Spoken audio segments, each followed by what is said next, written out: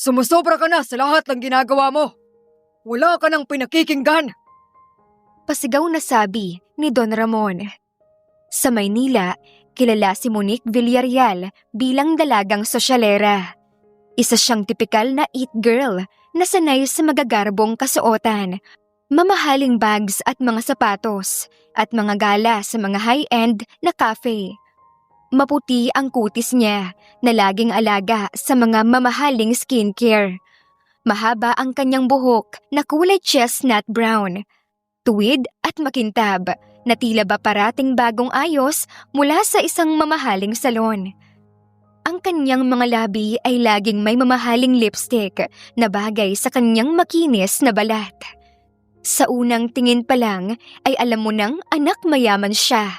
Ngunit sa likod ng maganda niyang muka at pino niyang itsura, may ugali siya na hindi kinagigiliwan ng nakararami. Siya ay spoiled brat, rebelde, matigas ang ulo at walang pakialam sa pagod o sitwasyon ng iba. Palagi siyang nakadepende sa yaya, driver at mga katulong. Para sa kanya ay normal lamang ang utusan ang mga tao at sumimangot kapag hindi nakuha ang gusto. Sa isang malaking bahay sa Forbes Park, muling nagbangayan ang mag-ama. Daddy, bakit ba lagi ka nalang ganyan? Lahat ng ginagawa ko, mali sa paningin mo. Inirapan niya ang ama habang nakasandal sa may sofa at hawak-hawak ang bagong bili niyang designer bag. Monique, hindi ka na bata. Wala kang ibang alam kundi gumastos, mag-shopping, at makipag-party gabi-gabi. Puro luho ang inaatupag mo.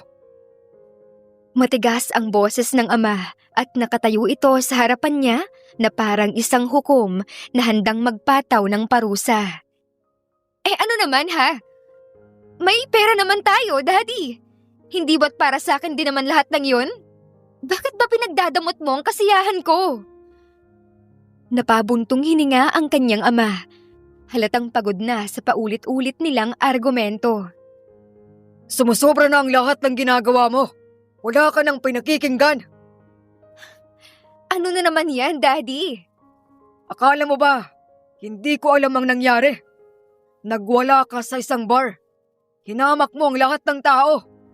Pinagsalitaan mo sila. At nanakit ka pa ng mga tao. Exaggerated naman ang kwentong nakarating sa inyo, Daddy. Hindi ako nanakit. Itinulak ko lang sila at sinigawan. Palusot pa ni Monique. Sinigawan mo ang mga tauhan sa bar. Sinabi mong mas mahal pa ang sapatos mo kaysa sa buhay nila. Ang isang waitress ay hinila mo sa buhok. Ang isang waiter naman, itinulak mo at nahulog ito sa hagdan. Hindi ko na naaalala ang mga yan. Oo, sinigawan at nilait ko sila. Pero totoo naman na mas mahal pa yung bag ko at sapatos ko kesa sa kanila. Kung may nasaktan man ako, hindi ko na yun naaalala. Hindi pera ang problema, anak. Ang problema ay wala kang direksyon sa buhay. Hindi ka marunong makitungo sa hirap. Puro ka reklamo. Masyadong mataas ang tingin mo sa iyong sarili. At wala kang pakialam sa iyong kapwa. Isa pa, ay wala kang alam na gawin para sa iyong sarili. Paano ka tatayo sa iyong sariling mga paa kung lahat inaasa mo sa iba? Daddy naman, OA ka na no? Hindi ako mamamatay kung di ako marunong magluto o maglaba.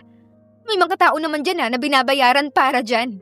Saka, bakit ba pinipilit mong gawing mahirap yung buhay ko? Tumahimik saglit ang ama, ngunit muling nagsalita na puno na ng desisyon ang tono.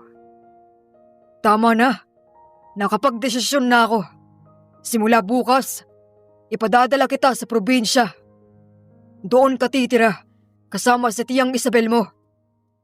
Doon ka matututo kung paano mamuhay ng simple, nang walang yaya, walang driver, at walang luxury.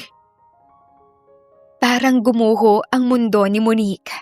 Hindi siya makapaniwala na gagawin iyon ng kanyang ama. What? Probinsya? Daddy, seryoso ka ba? Doon sa lugar na puro putik, kalabaw, palayan, walang internet doon, walang shopping malls at bar. No way! Hindi ako bagay doon. Tumayo siya at naglakad paikot-ikot at halos maiyak sa inis. This is final, Monique. Hindi na ako makikinig pa sa mga drama mo. Kung gusto mong ipakita na kaya mong maging responsable, patunayan mo. Pero kung patuloy ka pa rin magiging spoiled, ay wala kang mapapala. Patunayan mo muna na kaya mong magbago. Napaupo si Monique at napahagulgol ng bahagya. Hindi siya sanay na may humahadlang sa kanyang mga luho. Hindi rin siya sanay na nasasabi ang salitang hindi. Pero ngayon ay parang kinulong siya sa isang sitwasyon na hindi niya matatakasan. Kinabukasan nga ay abot langit ang reklamo ni Monique habang inihahanda ang mga maleta. Punong-puno ng branded na mga damit, sapatos at accessories ang kanyang mga dala na parang pupunta lang siya sa isang long vacation. Ano ba naman yung mga inimpake mong damit? Bakit po? High heels short skirts, designer bags. Probinsya ang pupuntahan mo, Eneng, at hindi bar.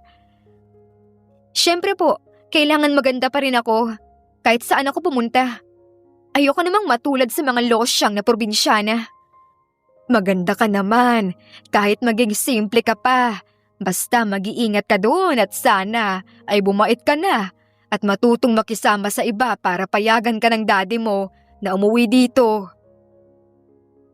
Siya ang nagpalaki kay Monique at hanggang sa magdalaga na nga ito ay siya pa rin ang nag-aasikaso dito. Parang anak na rin niya ang turing niya kay Monique. Sa loob ng sasakyan, habang binabaybay ang highway patungo sa probinsya, nakatanaw si Monique sa bintana.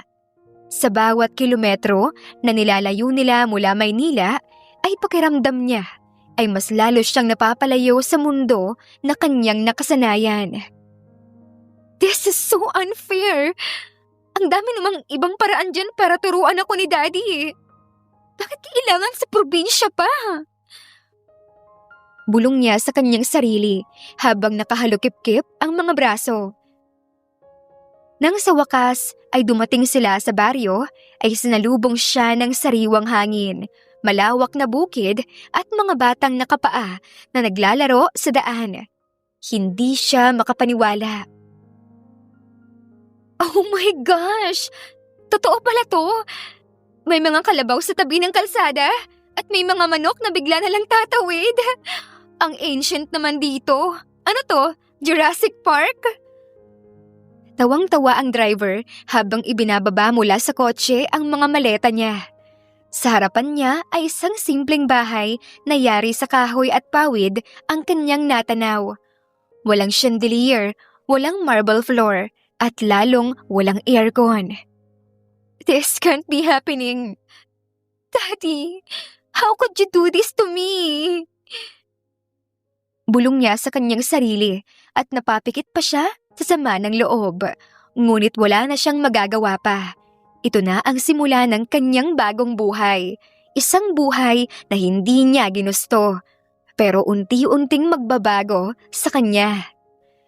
Sa harapan niya ay isang simpleng bahay na yari sa kahoy at pawid ang kanyang natanaw. May maliit na hardin sa gilid na punong-puno ng mga halaman at may mga manok na malayang gumagala sa bakuran.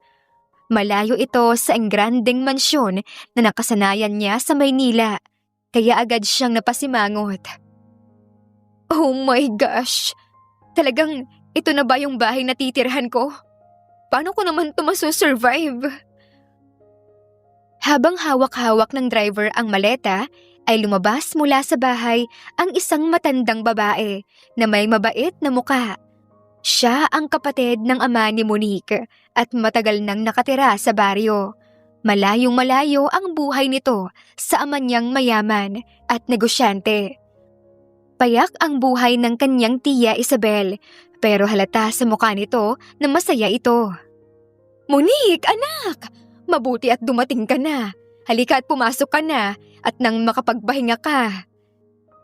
Nilapitan si Monique na ngumiti kahit pilit. Hi po, Tia. Ang simple pala ng bahay ninyo. Oo, anak. Simple lang pero puno ng pagmamahal. Ay makikita mo ay masasanay ka rin dito. Wala po akong balak masanay dito. Uuwi din ho ako sa bahay namin kapag nawala na yung topak ni Daddy. Malditang saad niya na hindi na naman inisip ang mararamdaman ng kausap.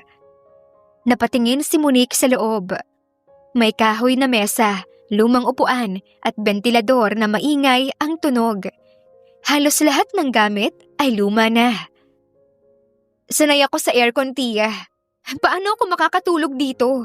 At bakit parang ang daming lamok? Napailing ang tiya niya at hinaplos ang balikat niya. Anak, matututo ka ding mag-adjust. Hindi lahat ng bagay ay kagaya ng buhay mo sa Maynila. Dito ay mas simple, pero mas totoo. Nagpatuloy pa sa pagrereklamo si Monique habang inaayos ang mga gamit niya. Halos hindi siya tumigil sa pagsimangot at pag-irap. Wala bang signal dito? Paano ako makakapag-social media? At bakit parang walang maayos na kuryente? Natawa na lamang ang matanda. Magpahinga ka na lang muna at maghahanda ko ng makakain natin. Buong gabing nagkulong si Monique sa kwartong binigay sa kanya ng kanyang tiyahin. Nakatulog na lamang siya sa pag-iyak. Kinabukasan ay ginising siya ng tilaok ng manok. Nainis siya dahil hindi sanay ang tenga niya sa ganoong ingay. Habang naglalakad siya palabas ng bahay ay muntik pa siyang matapakan ng kalabaw na nakatali sa gilid ng bakuran. Oh my gosh! Ano yan? Bakit ba may ganito sa tabi ng bahay? Habang abala siya sa pagrereklamo, ay may dumaang lalaki na may dalang sako ng palay. Matangkad ito, kayumanggi ang balat at halatang batak ang katawan sa trabaho. Maganda ang katawan nito at may abs pa nga. Pawisan ang noo niya, ngunit matikas ang tindig. Ito ang unang pagkakataong nakita ni Monique si Elias. Tabi nga riyan. Ang arte-arte mo. Kalabaw lang yan. Hindi yan nananakit. Namilog ang mga mata ni Monique at agad na tumayo ng tuwid. Excuse me? Sino ka ba para pagsalitaan ako ng ganyan? Ako ang kapitbahay ninyo. At mukhang ako pa ang mamalasin kasi mukhang palagi kitang makikita. At puro ka reklamo. Kung di mo kayang makakita ng kalabaw, bumalik ka na lang sa Maynila. Napahinto si Monique at natigilan saglit. Sanay siya na walang sumasagot sa kanya sa Maynila, pero ngayon may taong lumalaban sa bawat salita niya. Hindi mo ko kilala, kaya huwag mo akong hinuhusgahan. At FYI, hindi ako basta-basta lang, no? Anak ako ng kilalang negosyante sa Maynila. Ganun ba? Kaya pala spoiled ka. Alam mo bang dito sa probinsya, walang silbi ang pera kung wala kang sipag at tiyaga. Tingnan natin kung hanggang saan yung arte mo. Nagmumukmok si Monique habang naglalakad pabalik sa bahay. Sinundan siya ng kanyang tiya at pilit na pinapakalma.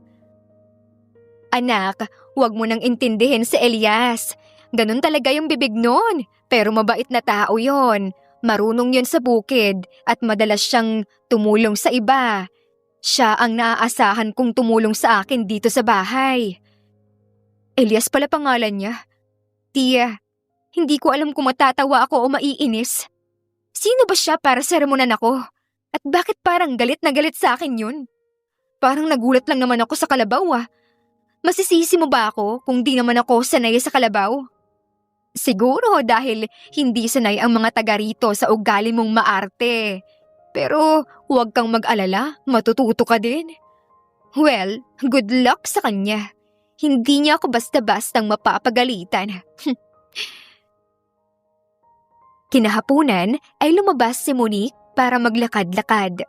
Nakita niya si Elias na nagdidilig ng mga pananim. Nagkaroon ng maliit na aksidente nang madulas siya sa putik at muntik nang mahulog sa pilapil. Agad siyang sinalo ni Elias, pero dahil mabigat ang dala niyang sako, ay pareho silang nadapa. Ang dumi! May putik pa sa damit ko! This is so disgusting! Kung hindi ka kasi nagmamaganda at naglalakad sa pilapil na naka-heels pa, ay hindi ka madadapa. Dinamay mo pa ako. Galit na saad ng binata. At least marunong akong mag-ayos ng sarili ko.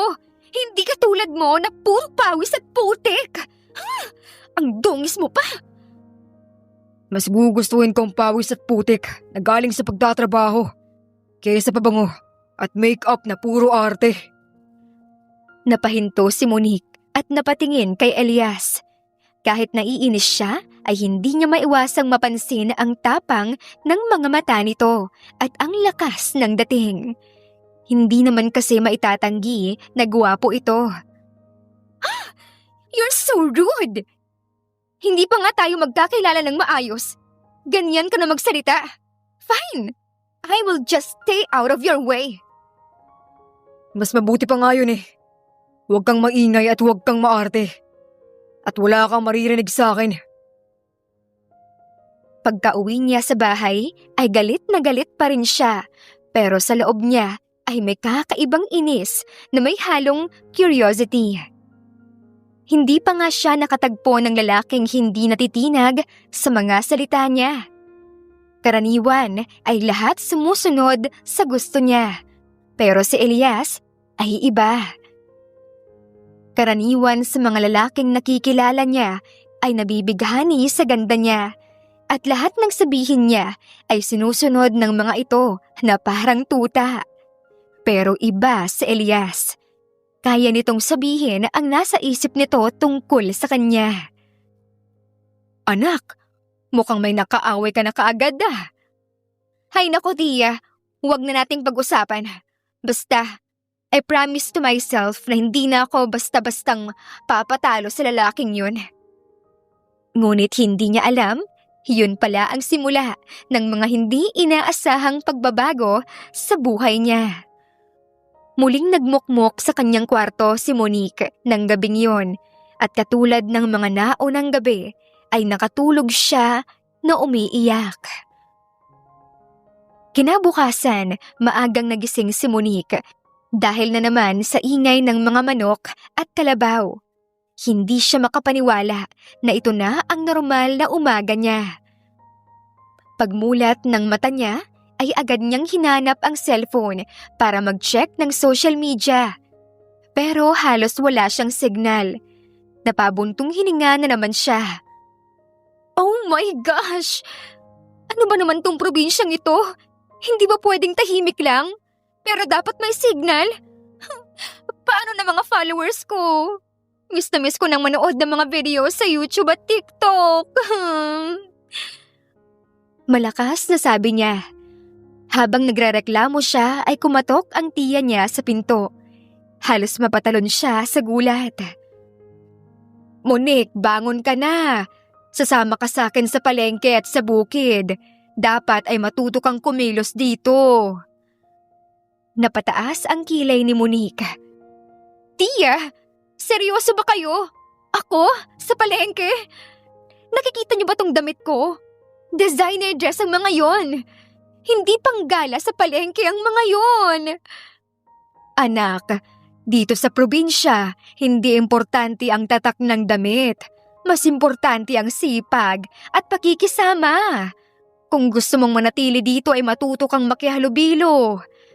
Hindi ko naman gusto manatili dito eh.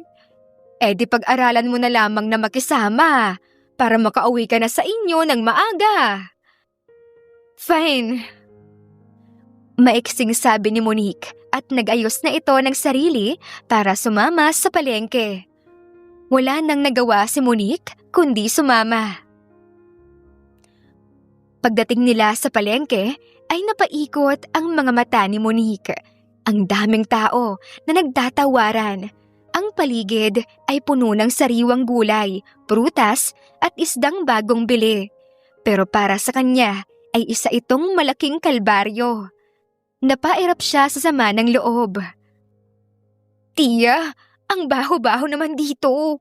Amoy isda, amoy pawis, amoy kung ano-ano. Hindi ko kaya to. Nasusuka po ako, tiya. Anak, ganyan talaga dito. At least sigurado kang sariwa ang pagkain. Subukan mong mamili ng gulay doon. Napilitang lumapit si Monique sa tindahan ng gulay. Pero hindi niya alam kung ano ang bibilihin. Tiya, ano bang pagkakaiba ng sitaw sa sigarilyas? At alin dito yung talong? Biglang may boses na sumagot mula sa gilid. Kung hindi mo alam ang gulay, mas lalo kang hindi makakasurvive dito. Ang sitaw ay mahaba. Ang sigarilyas ay mukhang triangle ang gilid. Basic lang yan. Hindi ako makapaniwala na meron palang taong hindi alam ang itsura ng talong. Natatawang saad ng binata. Nagulat naman si Monique nang makitang si Elias pala ang nagbubuhat ng gulay para sa tinderang may-ari ng pwesto. Ikaw na naman? Bakit ba lagi nalang kitang nakikita kung saan ako magpunta? Bakit lagi ka nalang sumusulpot, ha? Teka, sinusundan mo ba ako? Bakit naman kita susundan? Kulang pa bang nakatira ako sa tabi ng bahay mo? Palagi mo ako nakikita. Dahil may trabaho ako dito. Hindi ako turista katulad mo.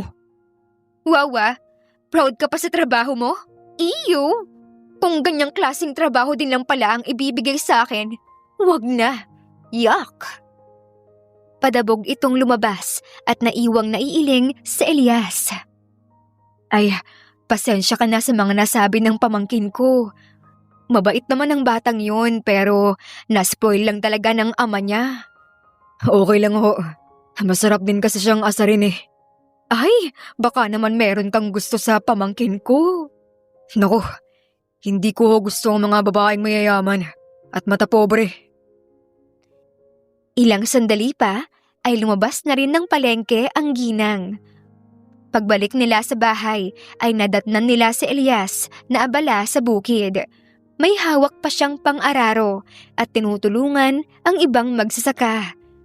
Pinapanood naman ito ni Monique mula sa gilid. Ang hirap siguro ng ginagawa nila. Pero bakit parang hindi siya napapagod? Parang ang saya niya sa ginagawa niya. At bakit parang ang lakas ng dating niya habang pawisan? Lalaking lalaki ang dating niya. At yung tipong knight in shining armor ang dating. Hindi tulad ng mga spoiled brats na lalaking naka-sports car sa Maynila. Agad niyang tinapik ang sarili sa noo. Ay! Ano ba tong iniisip ko? Hindi siya gwapo. Hindi siya mabait. Nakakainis siya. Tandaan mo yan, Monique. Pilit niyang kinukumbinsi ang sarili na huwag humanga sa binata. Lumapit ang kanyang tiya at inabot sa kanya ang basket ng gulay. Monique, maghiwa ka na ng gulay at tutulungan mo ako magluto para sa mga magsasaka. Ako? Magluluto? Tiya, baka masunog po yung buong baryo pag nagluto ako. Hindi ako marunong. Ang totoo ay marami silang kasambahay at cook sa mansyon at hindi niya kailangang gumawa ng kahit ano. Dito matututo ka. Walang ibang paraan. Para din naman yun sa'yo. Pero bakit po ba natin sila kailangan pang ipagluto? Wala ba silang sariling bahay? Wala ba silang pagkain? Wala. Ha? Seryoso po kayo? Oo nga. Mahihirap ang mga magsasakang yun. Ang iba sa kanila ay may-ari ng lupain. Ang iba naman ay trabahador lamang. Bago ka kasi dumating dito ay nagkaroon ng bagyo at nasira ang lahat ng mga pananim. Pati nga yung ibang mga bahay at paaralan ay mga nasira din. Ngayon pa nga lamang sila nakakabawi. Ito hong kapitbahay nating unggoy. nasiraan din ho ba siya ng pananim? Kaya ba lagi siyang masungit? Si Elias ba ang tinutukoy mo? Oho, siya lang naman yung unggoy dito. Mabait naman niyang si Elias. Hindi pa nga lamang kayo nagkakasundo pero mabait naman yan. Pero para sagutin ang tanong mo, hindi siya nasisiraan ng pananim, pero tumutulong lang siya sa mga taong nasalanta. Tumutulong ho? As in libre? Bakit ho? Naawa kasi siya sa mga nasalanta at nasiraan ng pananim. Ganoon siya kabait. Kaya niyang tumulong ng walang kapalit. Hindi na sumagot ang dalaga, pero lihim siyang humanga kay Elias. Sa mundong ginagalawan niya ay bihira ang taong may pusong katulad ni Elias. Wala ring nagawa si Monique kung hindi ang pumayag na tumulong sa pagluluto ng mga pagkain. Habang naghahanda ng gulay ay puro reklamo ang lumalabas sa bibig ni Monique. Ang hirap magbalat ng bawang, ang dami niyang balat. At bakit ang sibuyas nakakaiyak? Ang unfair! Ang sakit na ng kamay at mga mata ko. Napapailing na lang ang tiya niya pero natatawa. Nang sinubukan ni Monique magprito ng itlog, ay naglagay rin siya ng mantikang sobra-sobra. Kaya nagtilamsikan sa kanyang kamay. Ay! Ang init! Ang sakit! Ayoko na! Sakto namang dumating si Elias at nakita ang eksena. Ano na naman ang ginagawa mo? Ni itlog, hindi mo kayang iprito. Hindi ako kusinera mo. May chef kami sa bahay. Hindi ako sanay sa ganito. Kaya don't judge me. Kung ganon, huwag kang magrereklamo. Kung ayaw mong masaktan, ay matuto kang makinig at magtiyaga. At saka, kung tutulong ka rin lang naman, ay bawasan mo na rin yung arte at kakareklamo. Kinuha ni Elias ang kawali at pinakita kung paano dapat. Ganito, huwag mong isalang kagad sa sobrang init. Kunti lang ang mantika at huwag kang kabado. Napatingin si Monique habang nagluluto si Elias. Hindi niya maipaliwanag pero parang may kakaibang init sa kanyang dibdib habang pinagmamasdan ito. Makalipas pa ang mahigit 1 oras ay naluto na ang mga pagkain at sabay-sabay silang kumain. May itlog, tuyo, pritong manok at baboy at ensaladang mangga at talong. Habang kumakain sila, ay hindi maiwasan ni Monique na obserbahan ang mga tao. Payak ang mga pagkaing nakahain, pero masayang-masaya ang mga tao. Pagkatapos nilang kumain, ay nagpasalamat ang mga magsasaka kay Monique, Tia Isabel at kay Elias. Si Monique ay nanatiling tahimik, pero sa loob niya ay may kakaibang saya. First time yatang nakatulong ako kahit papano. Kahit hindi ko siya aminin. Masarap sa pakiramdam. Parang ngayon ko lang naramdaman yung ganito kasaya. Parang may sense of purpose. Habang naglalakad pa uwi, ay biglang dumulas ang tsinelas ni Monique sa putik at muntik na siyang madapa. Mabilis naman siyang nasalo ni Elias. Ingat ka, hindi lahat ng daan ay katulad ng sa Maynila na sementado. Nag-init ang pisngi ni Monique. Namula ang magkabilan niyang pisngi. Agad siyang kumawala. Kaya ko sarili ko. Hindi ko kailangan ng tulong mo. Pero kung wala ako, nakahandusay ka na sa putik ngayon. You are so annoying. Ngunit habang naglalakad palayo sa Elias ay hindi niya maiwasang ngumiti ng palihim. Kinikilig siya pero hindi niya maaring ipahalata iyon sa binata. Bakit ba parang mas lalo ko siyang gustong inisin? At bakit parang gusto kong makita siya ulit bukas? Kinabukasan ay muling ginising si Monique ng tilaok ng manok. Napabuntong hininga siya at tinakip ang unan sa ulo. Bakit ba kasi hindi nalang bumili ng alarm clock ang mga tao dito? O kaya aircon na hindi ko na maririnig ang ingay sa labas. Nakaka-stress sobra. Nakakasawa na. Paano ba nila ito natatagalan? Pero kahit anong inis niya, ay bumangon na rin siya. Pagkabukas niya ng bintana, ay nasilayan niya ang malapintang tanawin. Ang langit ay bughaw at may mga ulap na parang cotton candy. Ang mga bukirin ay kumikislap dahil sa hamog. May mga batang naglalaro sa tabi ng ilog, habang ang mga matatanda ay abala sa pagtatanim. Well, aaminin ko, maganda naman pala dito. Para kang nasa ibang mundo. Pero hindi ibig sabihin ay bagay na ako dito. Pwede sigurong pag magbabakasyon, pero hindi pang matagalan. Hindi niya namamalayan na nagugustuhan na rin niya ang baryo. Paglabas niya ng bahay ay nadatnan niya ang kanyang tiya na abala sa paghahanda ng almusal.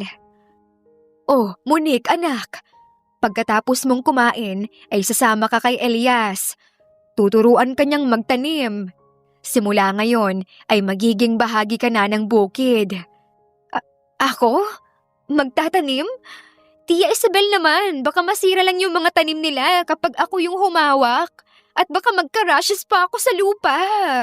Baka magkasugat o pumangit yung mga kuko ko at kamay ko kapag laging nakababad sa putik. Ayoko po, tita. Ang pagtutol ni Monique kahit paalam naman niyang wala siyang magagawa. Kapag sinuway niya ang kanyang tiya, ay magre-report ito sa kanyang ama at lalo lamang lalabo ang pag-uwi niya sa Maynila. Ngumiti lamang ang kanyang tiya Isabel. Diyan ka matututo. Si Elias ang bahala sa'yo. At parang itinakda ng tadhana. Dumating si Elias sakay ng kalabaw.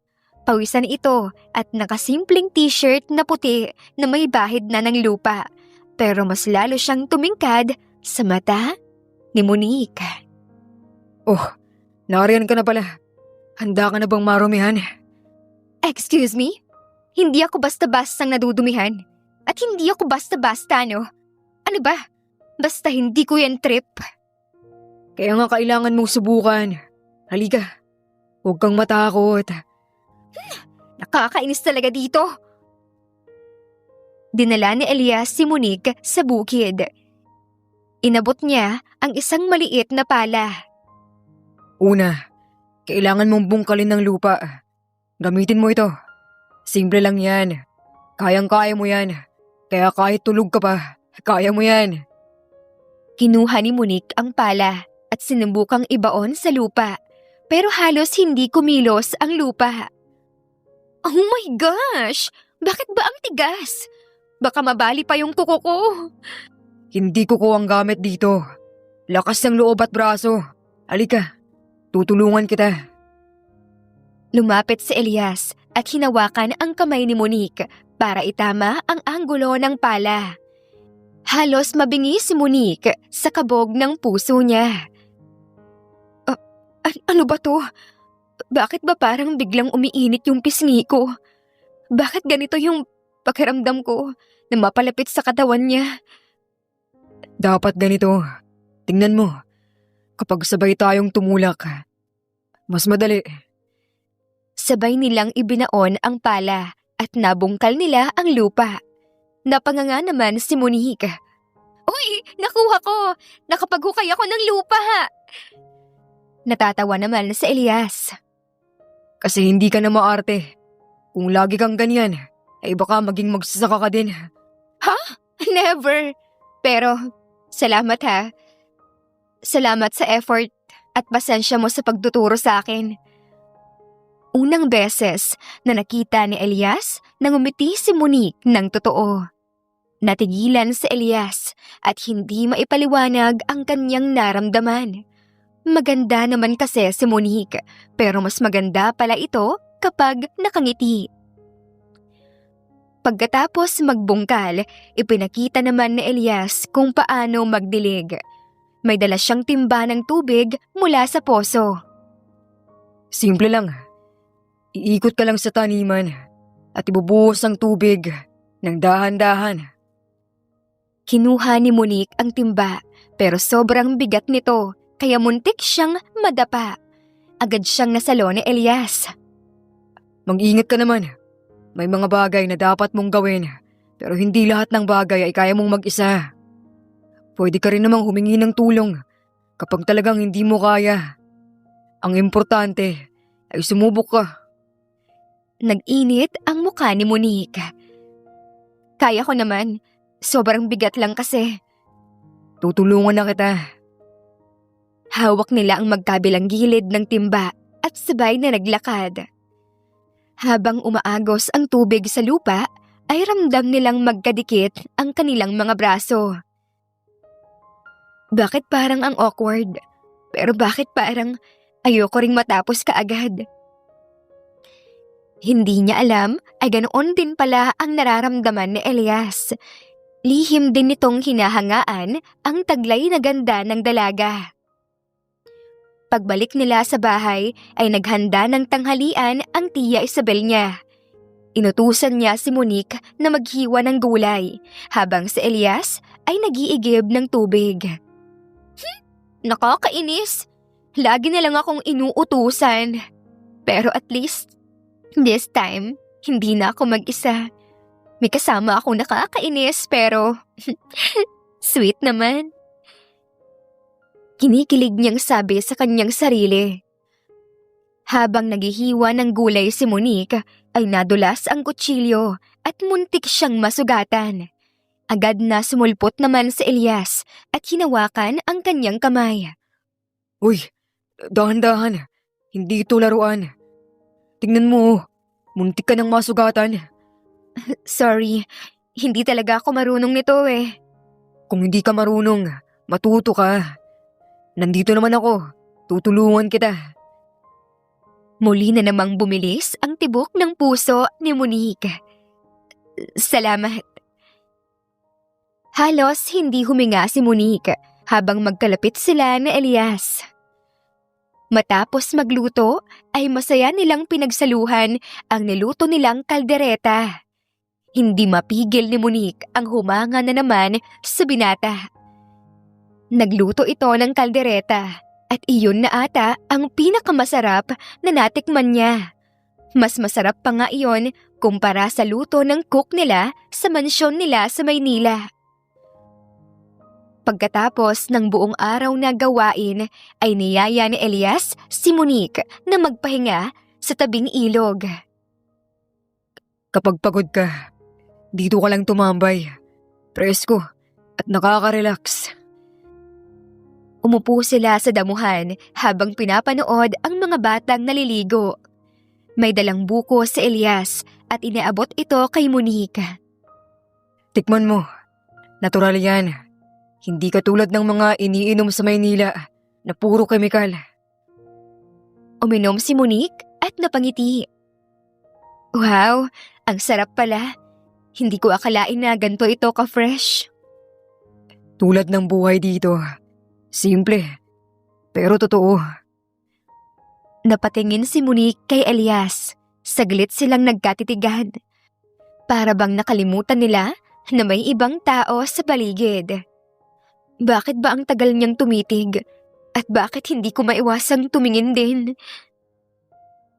Bigla na lang silang natauhan nang may dumaang aso at tinahulan sila. Pareho silang natawa.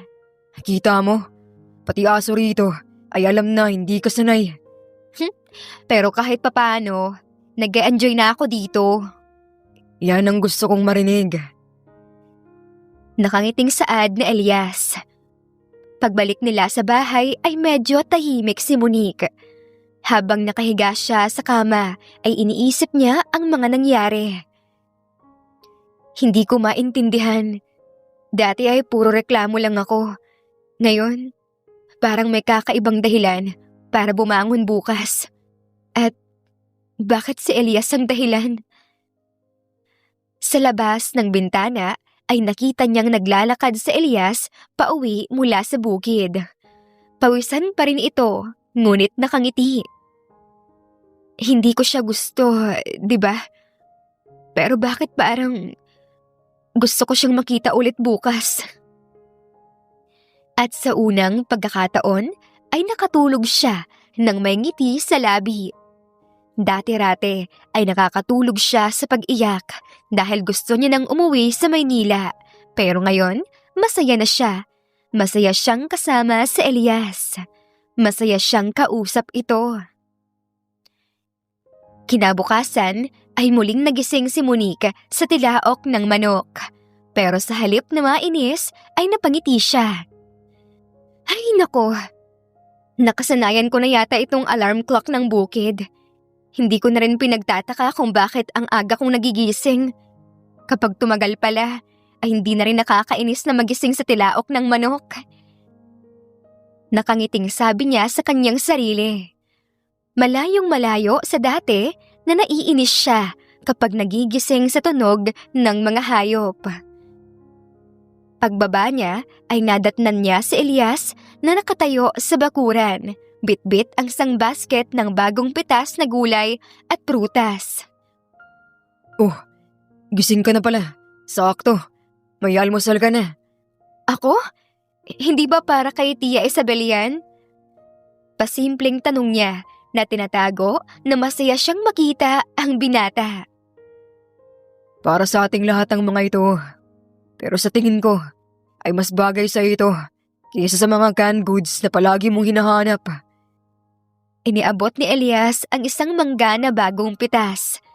Saglit namang napatitig si Monique sa kanya bago ito tinanggap.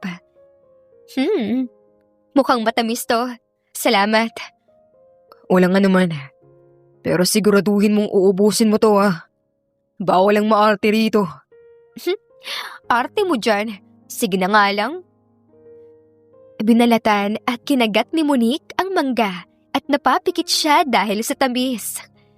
Nang imulat niya ang mga mata, ay nakita niyang nakatitig si Elias na parang natutuwa sa kanya. Ano? Bakit ba ganyan ka makatingin? Ngayon lang kitang nakitang ngumiti ng ganyan. Parang totoo na masaya ka dito. Napayuko si Monique at namula. Hanggang takip silim silang magkasama. Panay lang ang kwentuhan nila at kumakain din sila ng mga prutas. Nang mga oras ng iyon ay kompleto na ang araw ni Monique at parang kontento na siya. Kinabukasan ay tumulong si Monique kay Tia Isabel sa paglalaba. Nakayuko siya sa batya at sinusubukang magkusot ng damit pero halos hindi siya makasabay. Grabe naman to, ang hirap! Sa Maynila kasi automatic washing machine lang yung ginagamit ng mga kasambahay namin. Paglabas ng mga damit, tuyo na. Dito halos mabali ng mga kamay ko. Biglang lumapit si Elias. Baka naman kaya ka hirap na hirap dyan ay dahil mali yung ginagawa mo. Halika, ipapakita ko sa'yo. Hinubad nito ang tsinelas at lumapit sa batya. Kinuha niya ang isang damit at pinakita ang tamang paraan ng pagkuskus.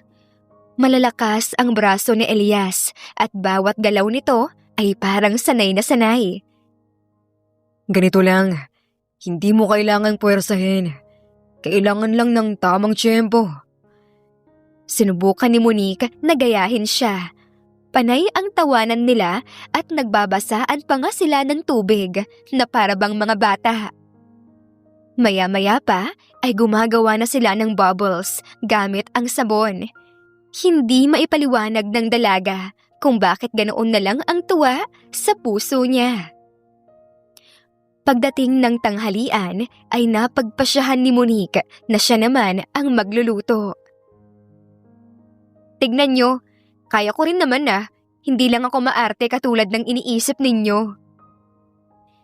Habang nagtatadtad siya ng sibuyas ay biglang pumatak ang luha niya.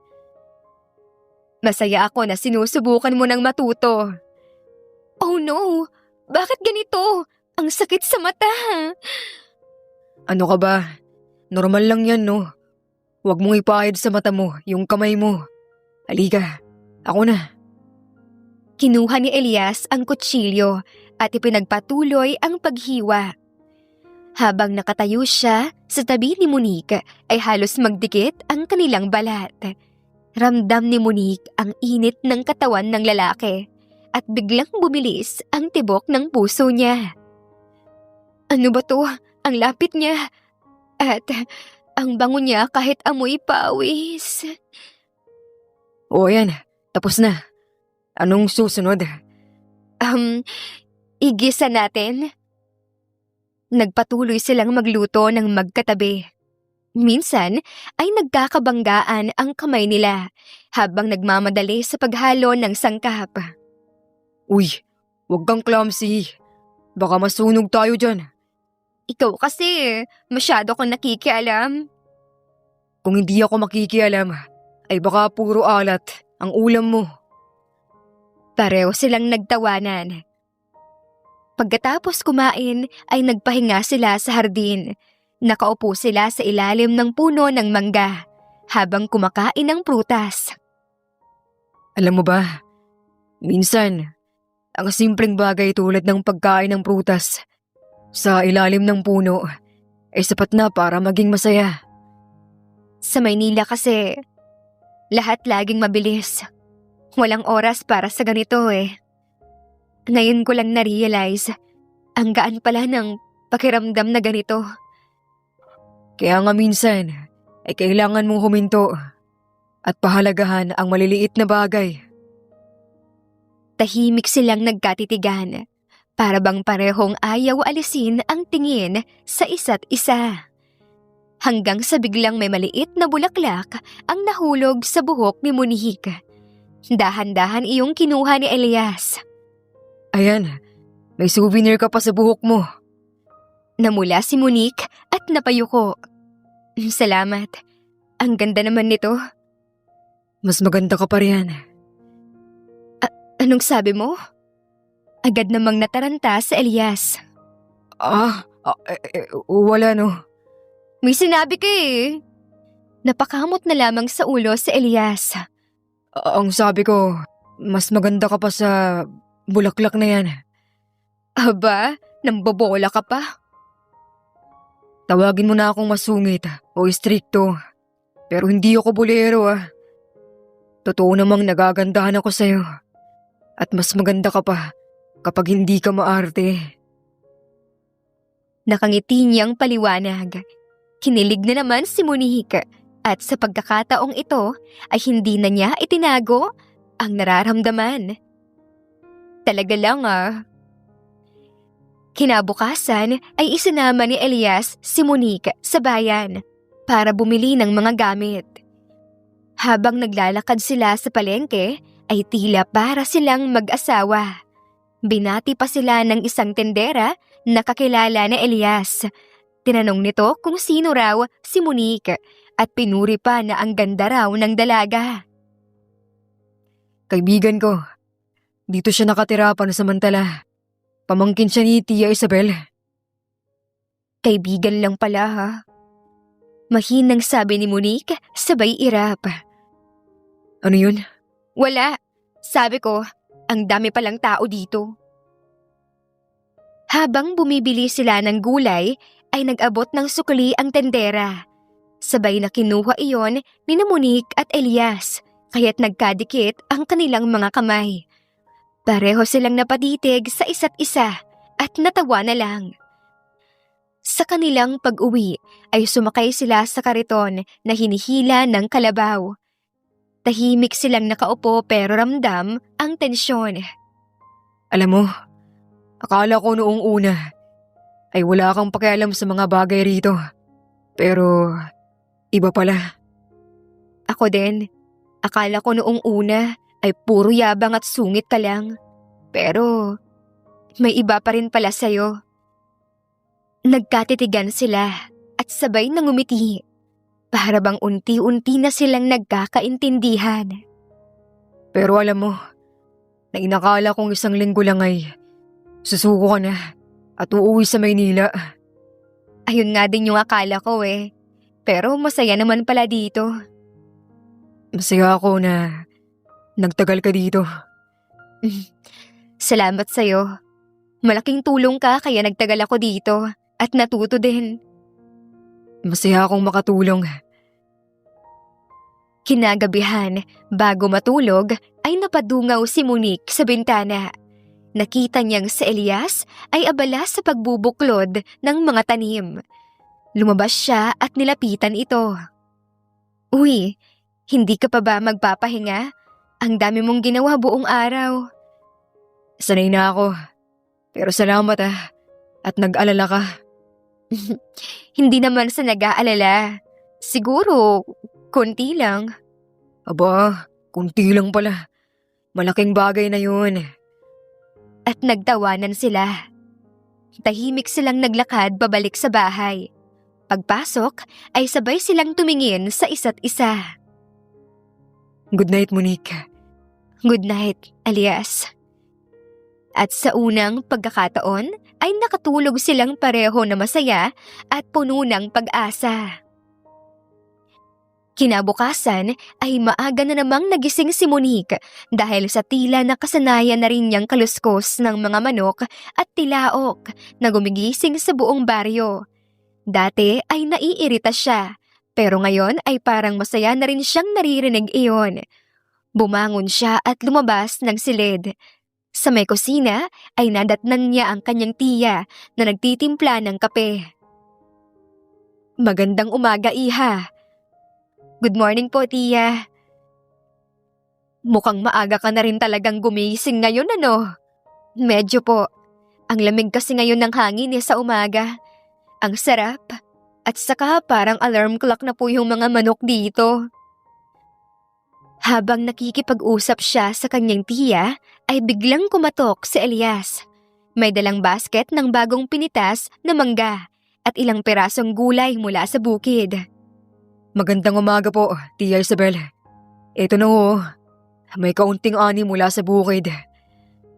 Paglingon niya kay Monique ay bahagya siyang ngumiti. Magandang umaga rin sa'yo. Medyo namula ang pisngi ni Monique. Hindi niya alam kung bakit tila may kakaibang kilig kapag nakikita si Elias. Uy, may dala ka na palang pasalubong. Ang bait mo naman talaga, iho. Nagkatinginan sina Monique at Elias. Si Monique ay agad umiwas ng tingin at nagkunwaring abala sa pagtulong sa kanyang tiya. Pero hindi niya maitatago na bumilis ang tibok ng kanyang puso.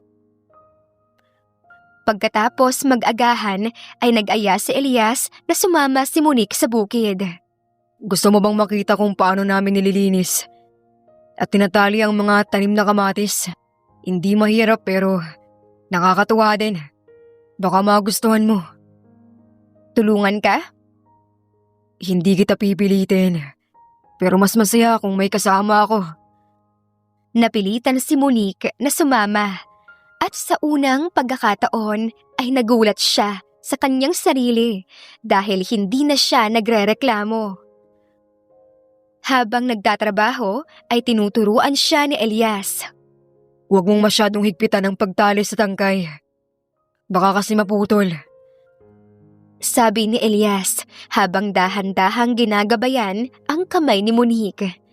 Ramdam naman ng dalaga ang init ng kamay ni Elias na dumampi sa kanya.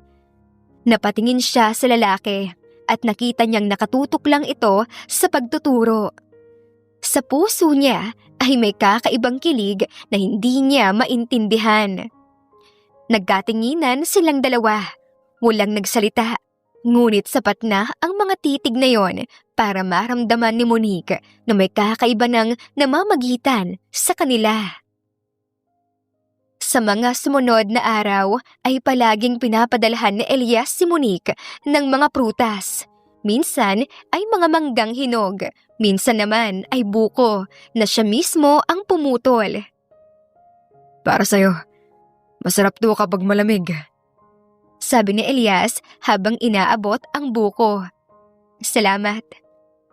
Mahinhing sagot ni Monique na halatang natutuwa sa simpleng effort ng lalaki. Hindi lang yon. Kapag naglalakad si Monique pauwi galing sa tindahan, ay palaging handa si Elias na buhatin ang dala niyang mabibigat. Huwag mo nang buhatin yan. Baka mahirapan ka. Ako na ang bubuhat. Ay, kaya ko naman. Ngunit kinuha pa rin iyon ni Elias. Hindi mo kailangang tumanggi. Umahiya. Masaya akong tumulong. Napangiti si Monique at hindi na tumutol. Dumating ang araw ng pistang bayan. Masayang nagdiwang ang lahat. May sayawan, kantahan at mga palaro. Si Monique ay nakasuot ng simpleng damit na kulay puti at floral skirt. Hindi man mamahalin ang damit, lalo namang lumiwanag ang kanyang kagandahan. Simpleng damit na malayo sa mga mamahalin niyang outfits sa Maynila. Regalo ang mga yon ng kanyang tiya Isabel. Nung una nga ay tinanggihan pa niya dahil iba iyon sa kanyang taste. Pero ayaw niyang magmukhang kakaiba sa okasyong iyon, kaya't sinuot na rin niya ang damit. Hindi naman makapaniwala si Elias nang makita siya. Ang ganda mo ngayon. Bulong niya kay Monique. Namula naman ang pisngi ng dalaga at umiwas. Naku, simple lang naman to eh. Simple, pero kaakit-akit. Sagot ni Elias na may seryosong tono. Habang may palaro ng basag palayok ay sumali si Monique. Napahayaw siya ng muntik ng matumba, ngunit mabilis siyang nasalo ni Elias mula sa likod. Dahan-dahan. Bulong ni Elias malapit sa kanyang tenga. Napatingin si Monique sa kanya at halos magtama ang kanilang mga labi. Kung hindi lang sila agad naputol ng tawanan ng mga bata sa paligid. Masaya ang pagdiriwang at buong gabing nag-oobserba si Elias sa dalaga. Natutuwa siyang naka-adjust na ito sa buhay probinsya at ramdam din niya na espesyal na talaga ang dalaga sa kanya.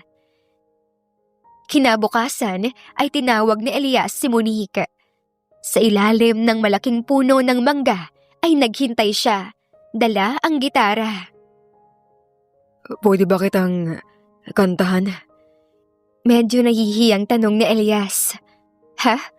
Marunong ka palang kumanta? Marunong kang maggitara? Gulat naman niyang tugon. Ngumiti si Elias at nagsimula ng tugtugin ang gitara.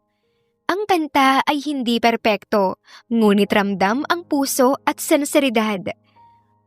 Habang nakikinig si Monique ay hindi niya mapigilang mapaluha.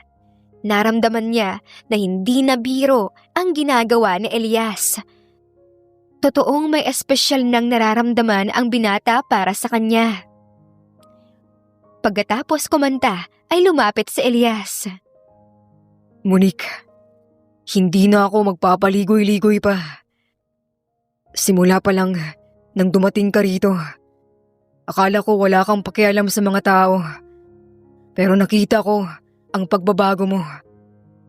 Nakita mong kaya mong maging totoo at mabuti. At doon ako nahulog. Mabuting tao ka at mabuti rin ang puso mo. Natigilan si Monique, hindi siya agad makapagsalita. Ngunit kitang-kita sa kanyang mga mata ang pagtibok ng damdamin. Elias, hindi ko alam kung paano sasabihin. Pero iba na rin ang nararamdaman ko ngayon.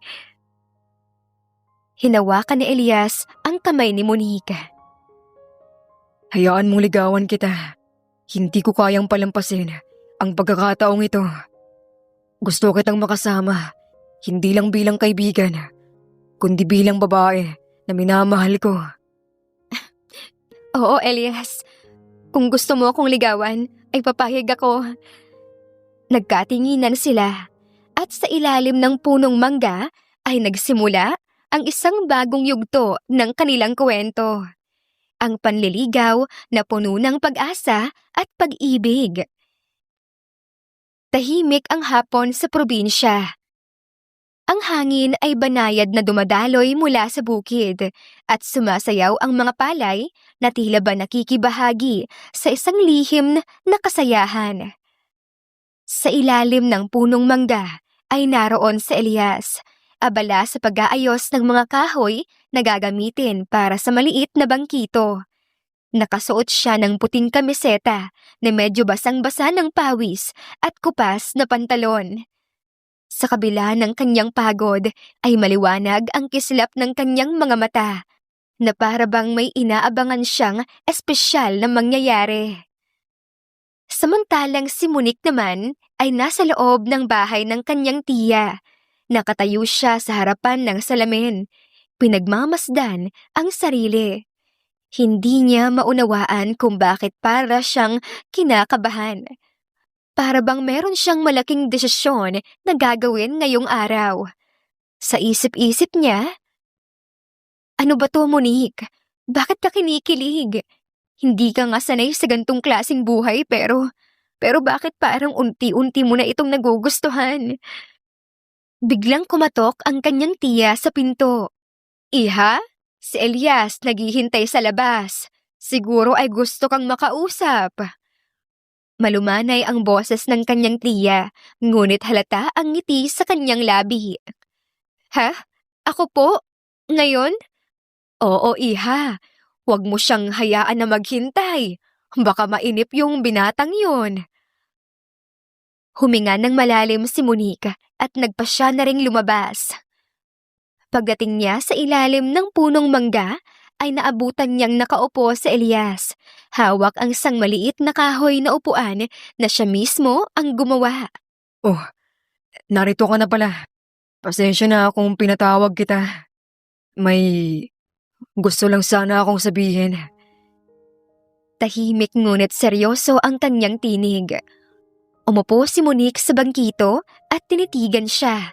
Ramdam niya ang kakaibang tibok ng kanyang puso. Ano bang gusto mong sabihin? Parang seryoso ka ah. Seryoso nga.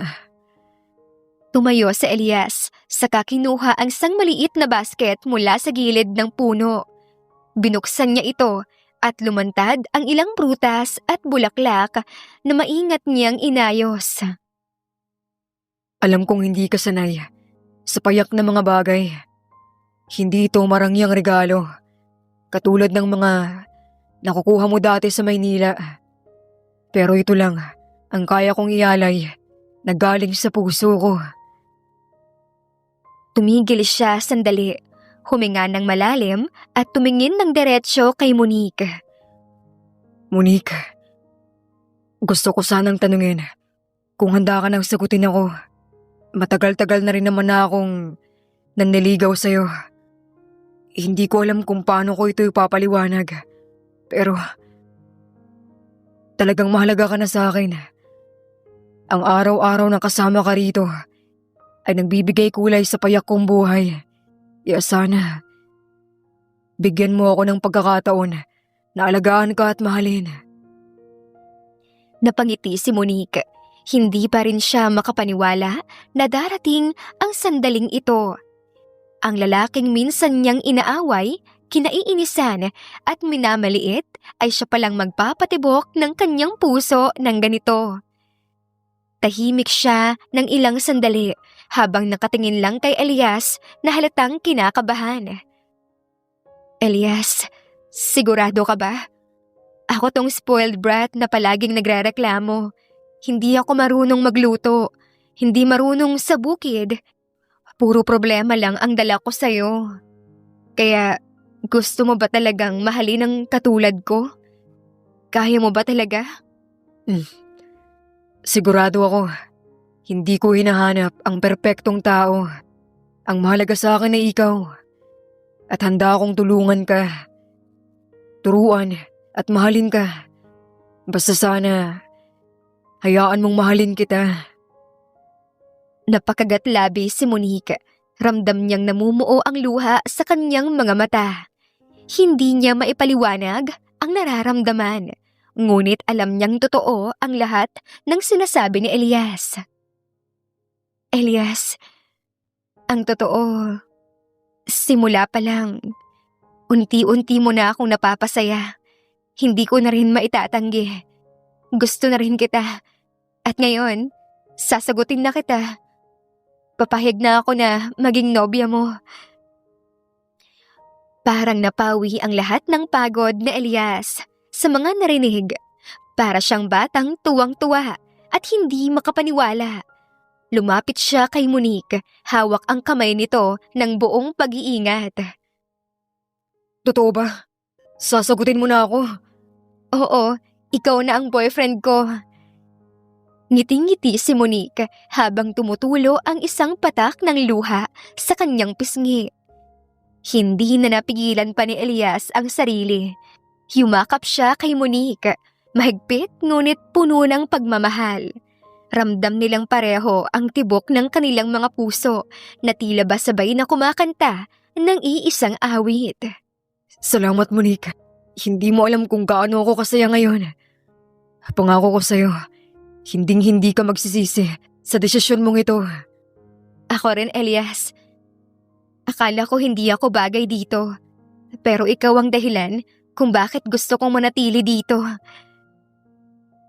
Habang magkahawak kamay silang naglalakad pabalik sa bahay, nagbibiroan pa sila na tila mga bata. O siya, boyfriend na nga kita. Pero huwag mong iisipin na natitigil na akong magreklamo. Ayos lang yon. Basta, ako nang magpapaalala sa'yo kung kailan ka dapat tumigil.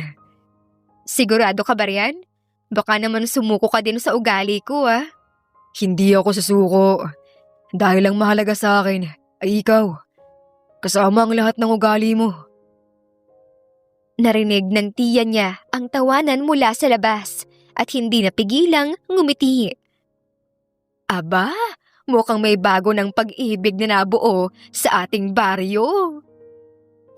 Sa gabing iyon ay sabay silang kumain ng hapunan, mas masaya at puno ng saya. Kahit ang simpleng tuyo at itlog na niluto ni Monique ay nagmistulang espesyal na handa dahil sa bagong kasunduan ng kanilang puso. Bago matulog ay lumabas silang dalawa at naupo sa harapan ng bahay. Pinagmamasdan ang mga bituin. Monique, I promise you, kahit mahirap lang ako, gagawin kong lahat para maging masaya ka. Hindi ko na hinahanap ang yaman, Elias. Basta ikaw yung kasama ko, masaya na ako. At doon, sa ilalim ng kumikislap na mga tala, nagsimula ang kanilang samahan bilang magkasintahan na handang harapin ang lahat ng hamon at pagmamahalan na walang kapantay. Maagang nagising si Monique. Hindi na siya kailangan pang kaladkarin sa labas ng bahay ng kanyang tiya para lamang gumising. Ngayon ay kusa na siyang bumabangon, dala-dala ang maliit na basket ng pagkain. Pinuntahan niya si Elias sa bahay nito. Elias, dali na. Nagdala ako ng mga baon natin. May pandesal, itlog at kapeng barako para hindi ka masyadong mapagod sa pag-aararo. Ngumiti si Elias habang pinapawisan sa pagtatrabaho. Aba, bang klase Dati reklamo ka ng reklamo na mainit, na nakakadiri yung lupa. Ngayon, ikaw pa ang nagdadala ng agahan at nag-aayang magsaka. Siyempre girlfriend mo na ako, no? Ayoko namang magutom ka habang nagsasaka. Natawa si Elias sa katinanggap ang kapeng iniaabot ni Monique.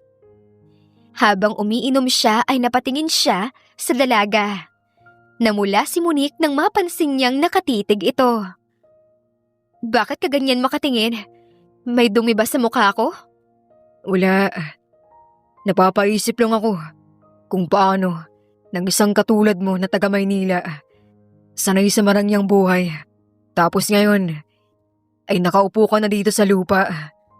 Nakangiti habang may alikabok sa pisngi. Masanay ka na dahil ito na ang bagong ako, no?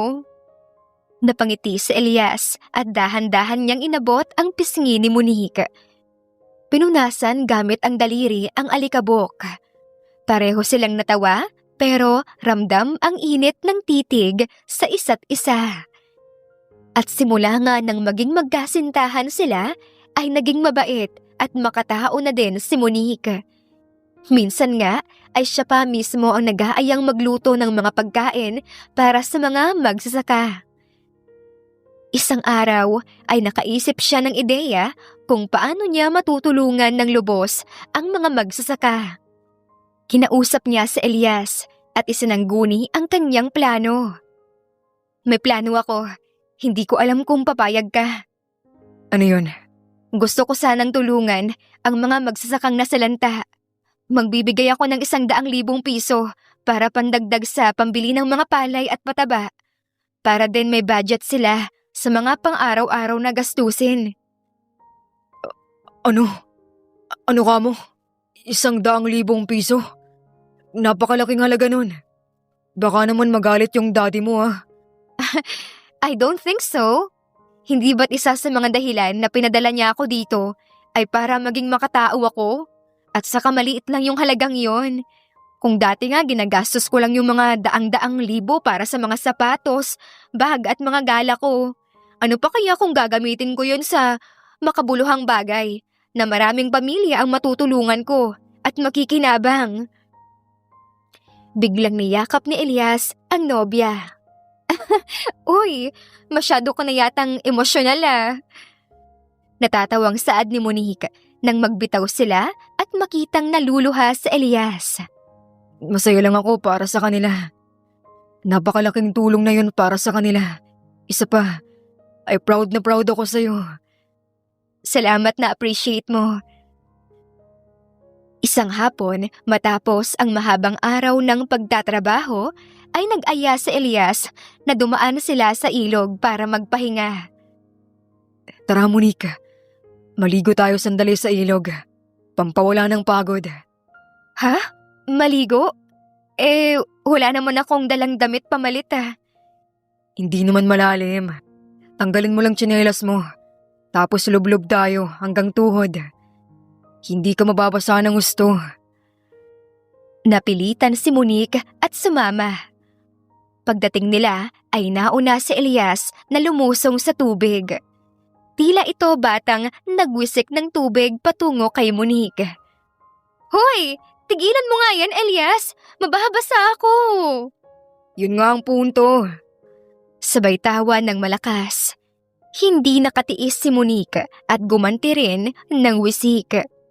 Naghabulan sila sa gilid ng ilog hanggang sa pareho silang mapagod at napaupo sa isang malaking bato. Grabe ka, para kang bata. Ano naman, mas masaya maging bata no, kapag kasama ka. Tumawa si Monique pero sa loob-loob niya ay ramdam niya ang kakaibang kilig. Kinagabihan ay nasa bahay sila ni Tia Isabel. Habang nag-aayos ng hapunan si Monique ay pumasok si Elias, dala ang ilang gulay na kanyang ani. Monique, ito, dagdag sa lulutuin ninyo. Sabi ni Tia Isabel, pinakbit daw ang gusto niya. Naku, mabuti na lang marunong ka magdala ng gulay. Kung ako lang, baka instant noodles na naman yung ihahain ko. Ay naku Monique, hindi na instant ngayon. May Elias ka na. Siya na ang magtuturo sa iyo ng totoong pagluluto. Namula si Monique habang nagtatawanan ang dalawa. Nang maghahain na, ay naupo si Elias sa tabi ni Monique. Tikman mo, Monique. Ito ang tunay na lasa ng probinsya. Masarap nga. At alam mo ba, Elias, parang mas sumasarap kasi ikaw yung kasama kong kumakain. Natigilan si Elias sa sinabi ni Monique. Hindi niya napigilang hawakan ang kamay ng dalaga sa ilalim ng mesa. Walang nakapansin kundi sila. Bago umuwi si Elias ay sumama si Monique hanggang sa tarangkahan ng bahay.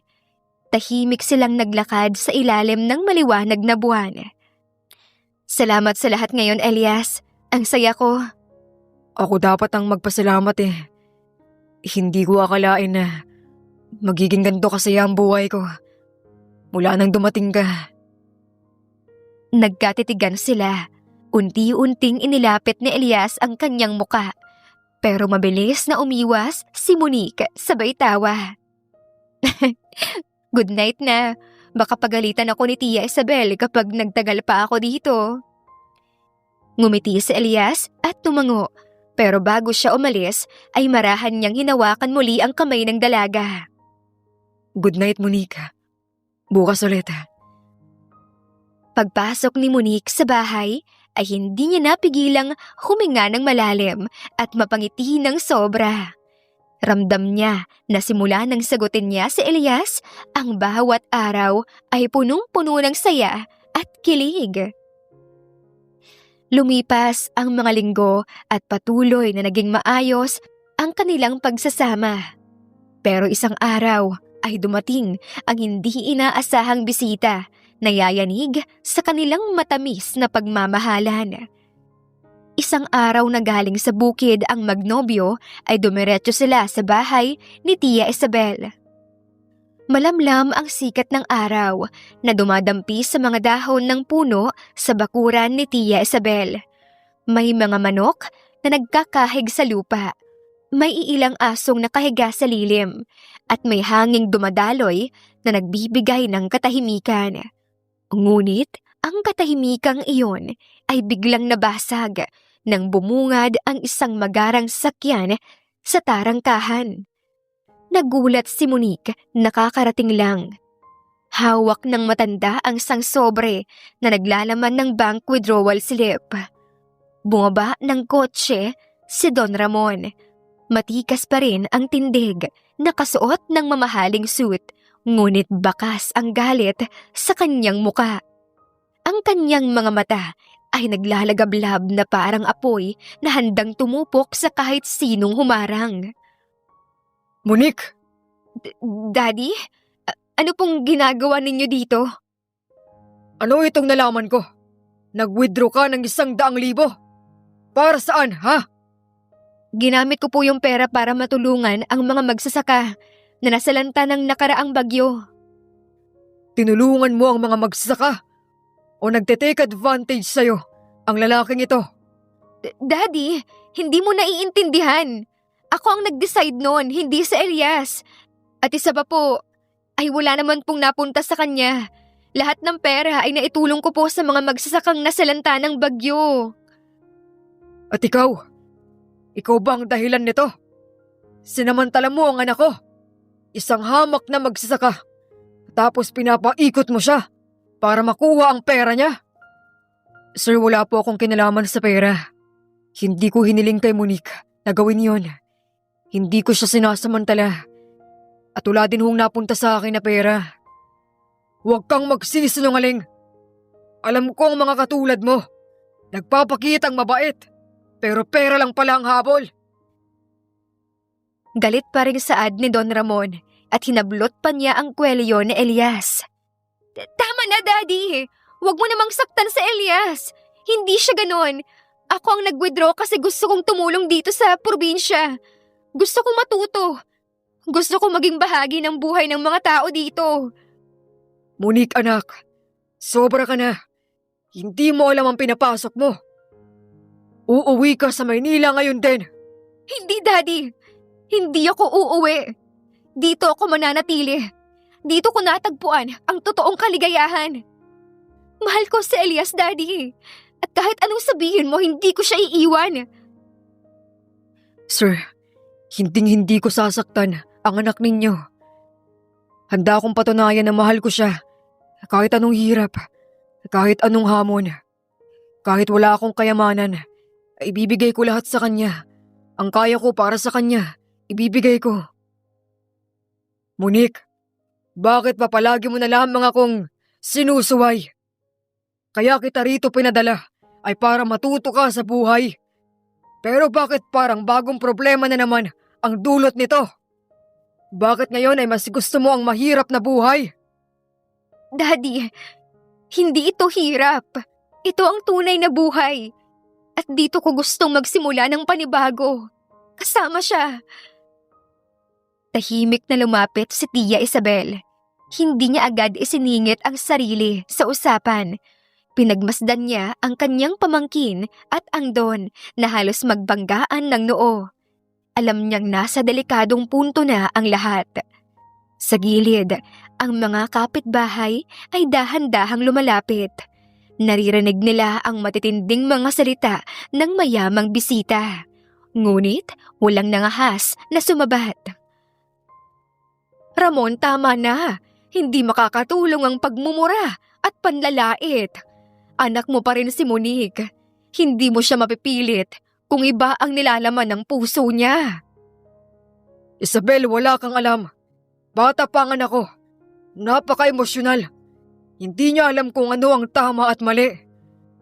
At ikaw ba, Ramon? Alam mo ba ang tama? Ang tama ba ay ikulong siya sa buhay na ikaw ang pumili? O hayaan siyang hanapin ang sarili niyang kaligayahan? Hindi ako makapapayag na isa-isang mahirap na magsasaka lamang mapupunta ang anak ko. Pinaghirapan ko ang magandang kinabukasan para sa kanya. At hindi ako papayag na masayang ang lahat ng iyon. Hindi ka ba masaya na nagbago at naging mabait na si Monique? Masaya akong nagbago siya. Pero hindi ako masayang nakipagrelasyon siya sa isang hampas lupa. Gagamitin lamang siya ng lalaking yan.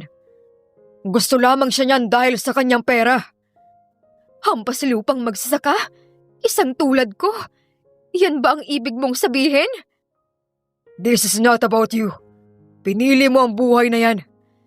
Hindi pa rin ba tapos ang issue na yan? Oo, pinili ko ang aking namayapang asawa.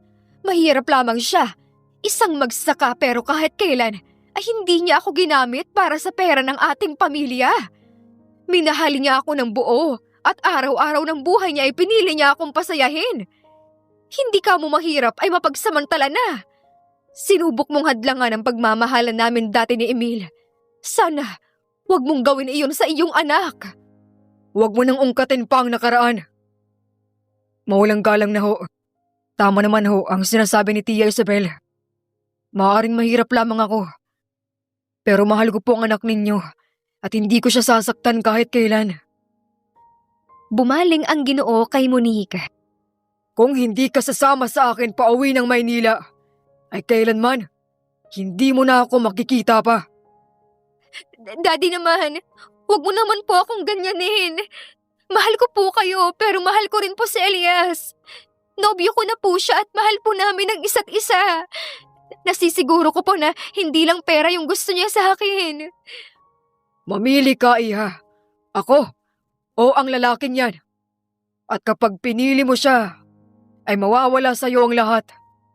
Puputulin ko ang lahat ng credit cards at ATM cards mo. Mawawalan ka ng pera. Maghihirap ka. Handa mo bang gawin ang lahat ng iyon para sa isang walang kwentang lalaki lamang? Ilang sandaling nanahimik si Monique. Kumakabog naman ang dibdib ni Elias. Alam niyang mahal siya ng nobya, pero piliin kaya siya nito kapag ginipit na ito ng sariling ama? Daddy, mamimiss ko po kayo. Emosyonal niyang saad sa kayumakap sa ama. What do you mean? Pinipili mo ba ang lalaking ito? Sigaw ng Ginoo. Hindi ito makapaniwala na hindi siya ang pinili ng anak.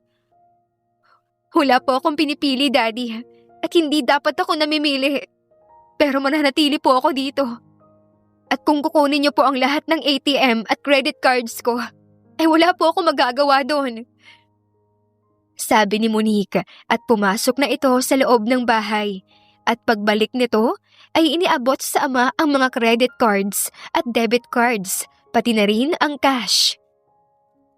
Pagsisisihan mo ito, maghihirap ka. Siguradong babalik ka din sa Maynila. Ngumiti at umiling naman ang dalaga. Hindi po, Daddy. Paninindigan ko po ang desisyon ko. Nagmamahalan po kasi kami at handa po akong ipaglaban iyon. Hinablot ni Don Ramon ang mga cards. Natahimik naman si Don Ramon sa sinabi ng kanyang kapatid. Hindi siya kaagad nakasagot, ngunit makikita sa mukha niya na hindi niya matanggap.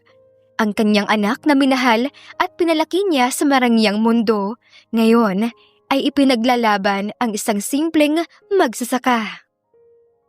Salamat. Hindi ko alam kung anong gagawin ko kung hindi mo ako pinaglaban.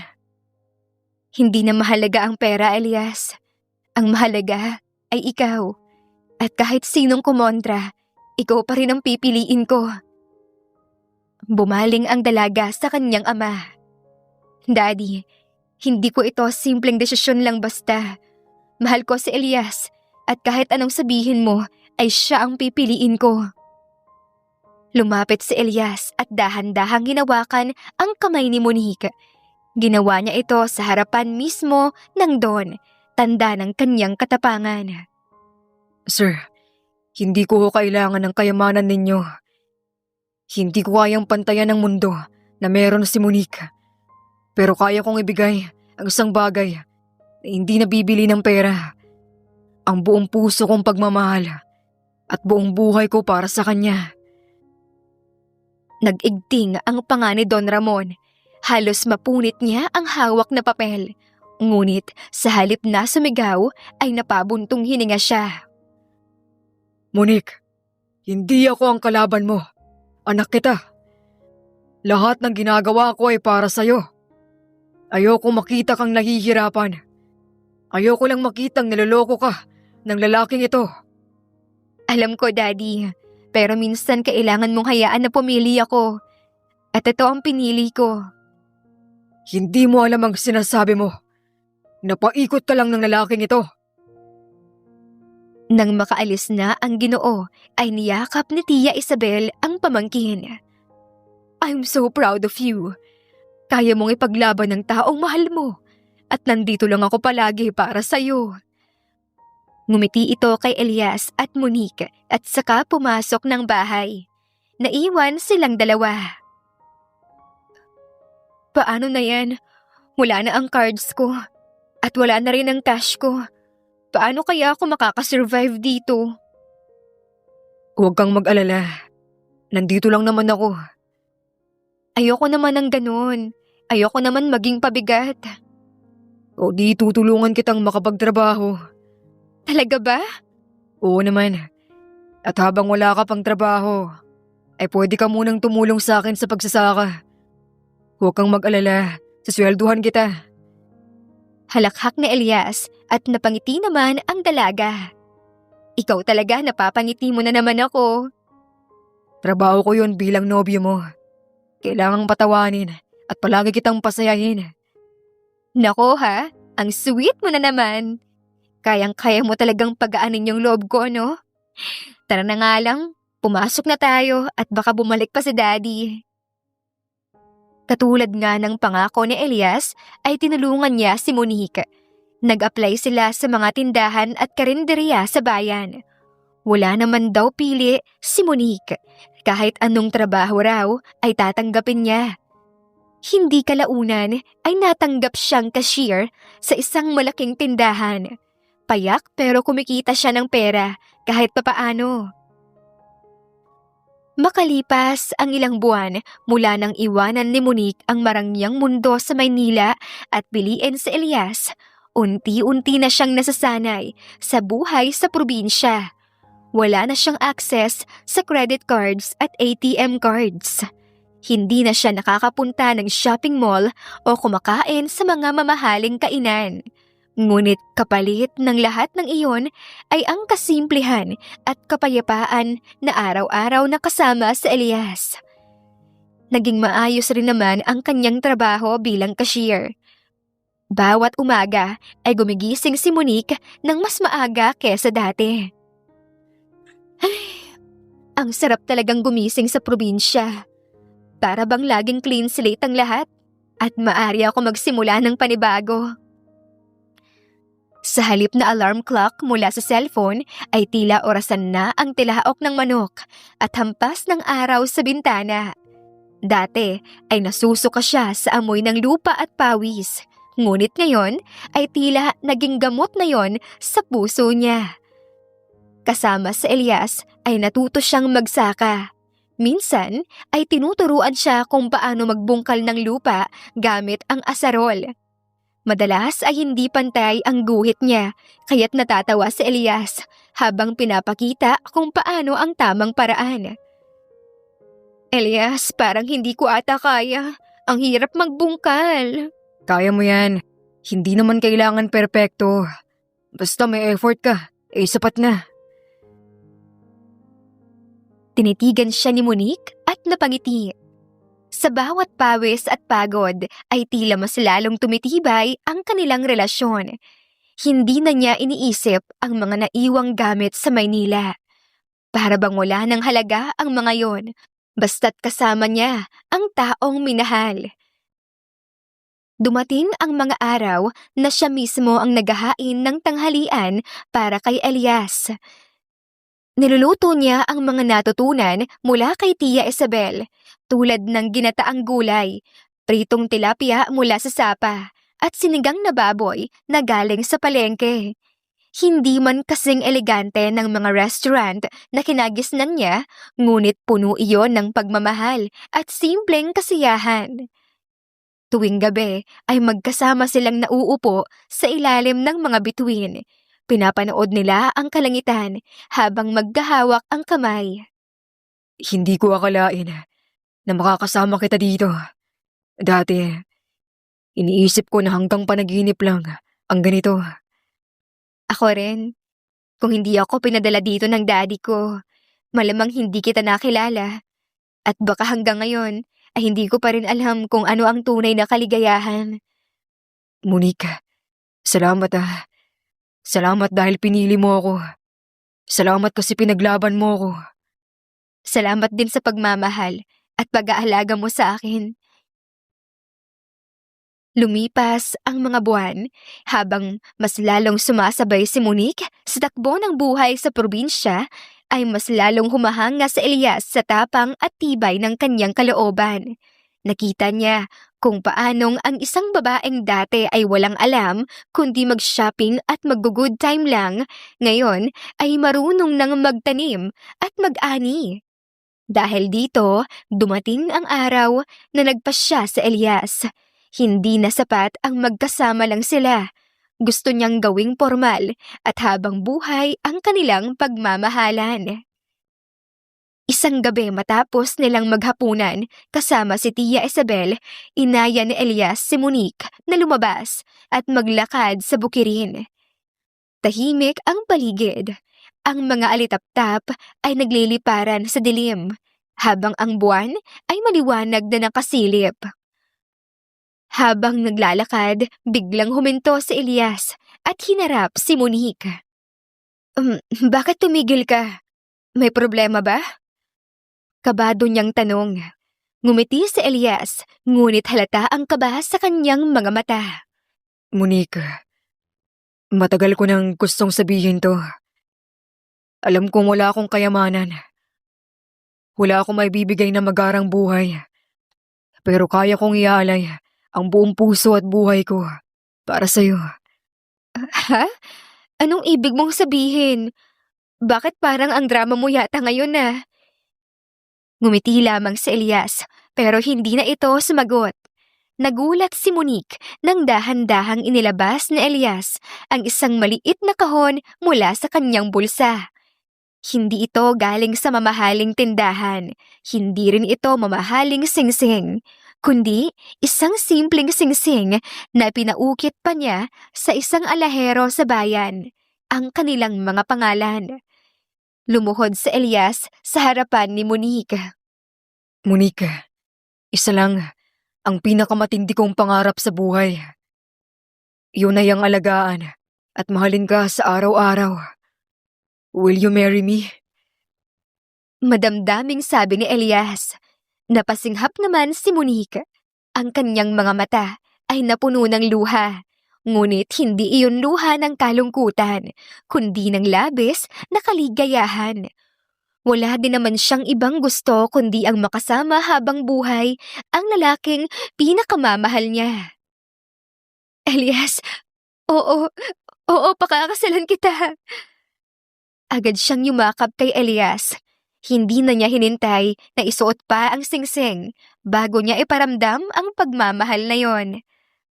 Sa gabing iyon, sa ilalim ng maliwanag na buwan, nasaksihan ng mga bituin ang pangako ng dalawang pusong pinagbuklod ng tadhana. Walang yaman at walang marangyang bagay ngunit puno ng tunay na pag-ibig.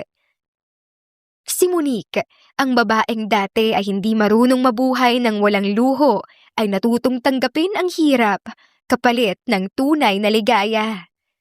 Si Elias, ang magsasakang matagal nang nananabik sa pagmamahal, ay natagpuan ang babaeng handang lumaban para sa kanya. At doon nagsimula ang kanilang bagong kabanata bilang dalawang pusong nangako na magiging isa. Agad nilang inayos ang lahat ng dokumentong kakailanganin para sa kanilang kasal. Kinailangan pa ngang lumuwas ni Monique ng Maynila para ayusin ang kanilang mga dokumento. Nang sila ay pauwi na, ay tinanong siya ni Elias. Sigurado ka bang gusto mong sumama sa akin? Pabalik sa San Antonio? Kabadong tanong ni Elias. What? Bakit naman ako hindi sasama sa'yo? Okay ka lang ba? Wala naman. Naisip ko lang kasi na nandito tayo ngayon sa Maynila. Baka mamiss mo yung buhay dito. Baka bigla mong maisip na mas masaya ka pala dito. Naku, hindi ko kailangan ng pera o luho. Elias, ikaw lang sapat na. Hindi ako matutuksong bumalik sa dati kong buhay. Masaya ako nakasama ka at hindi ko yun ipagpapalit sa kahit anong karangyaan. Salamat, Monique. Salamat sa pagmamahal mo. At ako, Monique, I promise you na hindi kita bibiguin. Habang buhay kitang mamahalin. Sa wakas ay dumating na ang pinakahinihintay na araw ni na Elias at Monique. Isang simpleng simbahan sa baryo ang kanilang piniling pagdausan ng kasal. Hindi ito enggrande na tulad ng mga nakasanayan ni Monique noong siya ay nasa Maynila. Pero para sa kanya ay mas mahalaga ang kahulugan kesa sa marangyang disenyo. Ang simbahan ay yari sa bato at kahoy. Ang mga bintana ay may makukulay na stained glass na nagpapadaan ng liwanag ng araw at nagiging parang bahaghari sa sahig ng altar. Sa labas ay nakatayo ang mga kapitbahay, nakasuot ng kanilang pinakamagandang damit at lahat ay masigla.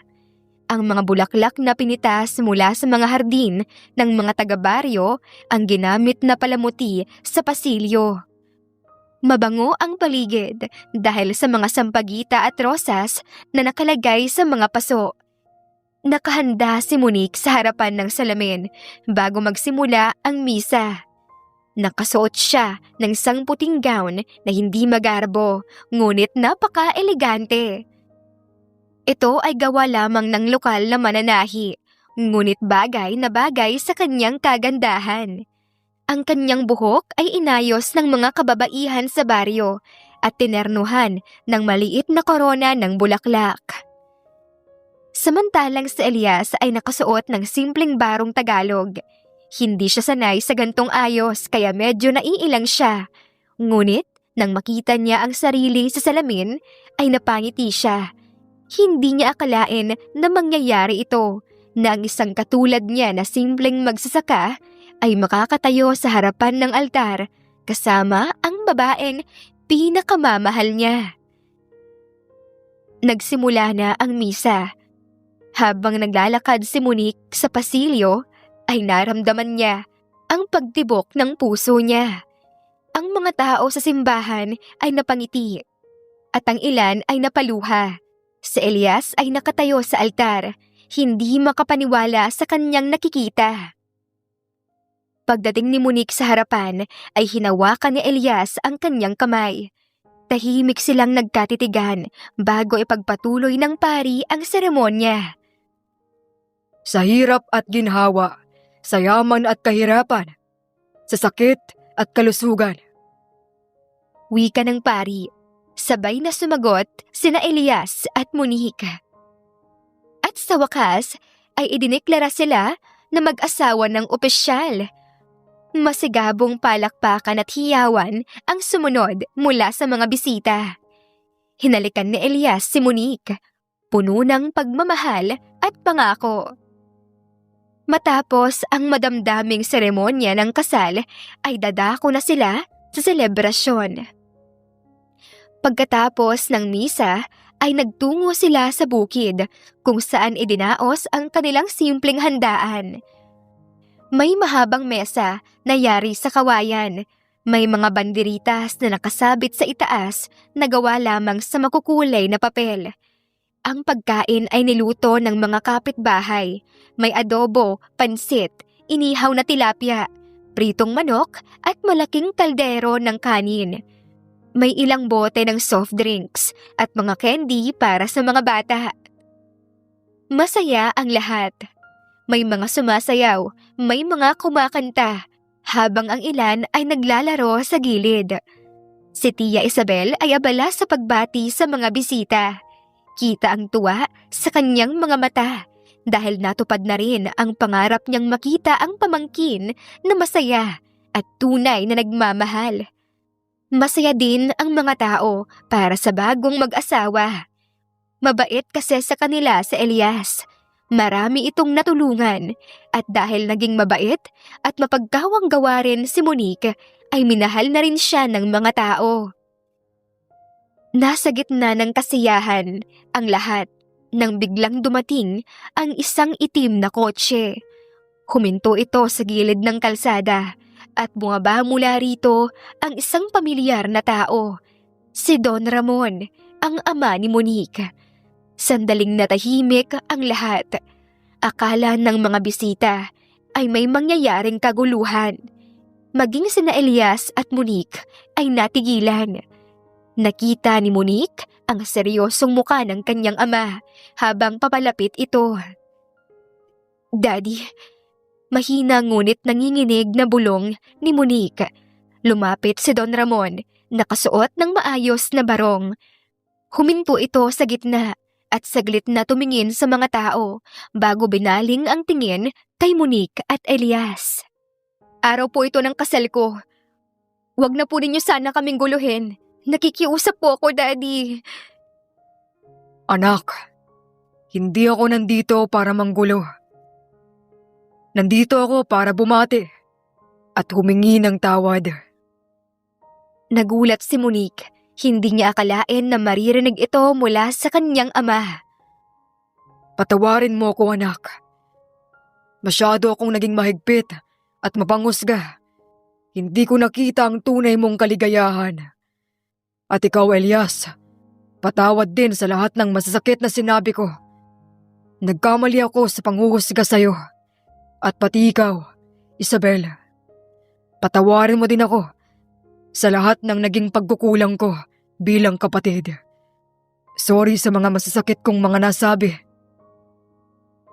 Tahimik ang lahat. Naramdaman ni Monique ang pagpatak ng kanyang luha. Nilapitan niya ang ama at niyakap ito. "Daddy, matagal ko nang hinintay na marinig yan. Pinapatawad na po kita." Lumapit din si Elias. Wala na po yun, Don Ramon. Ang mahalaga ay nandito kayo ngayon at tinanggap niyo na po kami. Salamat, iho. Ngayon ay tunay na panatag na ang loob ko na ikaw ang nakasama ng anak ko. Nagyakapan silang tatlo. Naging emosyonal ang sandaling iyon at napaiyak ang mga bisita. Muling bumalik ang kasiyahan. Ngayon ay mas buo at mas masaya dahil nakasama na rin dito ang ama ni Monique. Sa gitna ng bukid, sa ilalim ng maliwanag na buwan at mga kumukutitap na bituin, nagsimula ang bagong kabanata ng buhay ni na Elias at Monique bilang mag-asawa, nahaharap sa lahat ng hamon ng magkasama. Sa gitna ng kasiyahan sa bukid, ay nagtawanan ang lahat habang nagsasayawan. Ang mga bata ay nagtatakbuhan, ang matatanda ay kumakain pa rin, habang ang mga kabataan naman ay nagsisigawan sa tuwa.